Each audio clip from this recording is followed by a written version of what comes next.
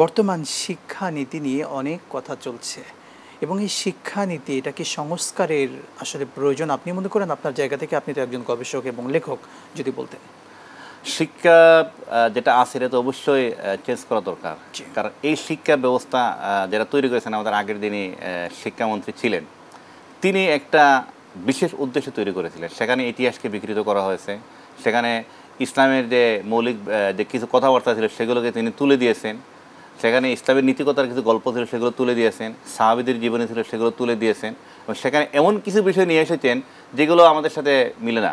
যেমন আমি একটা কথা বলি, মাদ্রাসার পাঠ্য বইতে সেখানে প্রচ্ছদের মধ্যে দেওয়া হয়েছে একটা মেয়ে, সপ্তম শ্রেণীর একটা মেয়ে, সে সেখানে হাফ প্যান্ট পরে হারমোনিয়াম বাজাচ্ছে। কোন মাদ্রাসায় হারমোনিয়াম বাজানো হয় এবং সপ্তম শ্রেণীর মেয়ে হাফ প্যান্ট পরে? এটা তো কখনো কল্পনাও করা যায় না। সেগুলো তারা করেছিলেন। এরপরে এখানে ইতিহাসের তো বিকৃতি ব্যাপকভাবে ঘটেছে।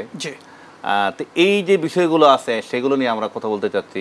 অশ্লীলতা, পশ্চিমা কালচার, অশ্লীলতা যেটা বাংলাদেশের জনসমাজে যেটা বাঙালি কালচারকে আড়াল করে, হাইড করে পশ্চিমা কালচারকে অ্যাড করা হচ্ছে আমাদের এই শিক্ষানীতিতে আমরা দেখতে পেয়েছি। আমরা চাইছিলাম যে, আমরা মনে করছিলাম, আশা করছিলাম নতুন যে সরকার ব্যবস্থা আছে সেখানে এটাকে চেঞ্জ করা হবে।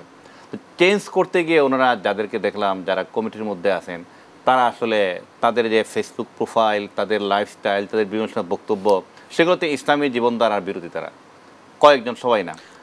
এটা নিয়ে আমাদের আপত্তি ছিল।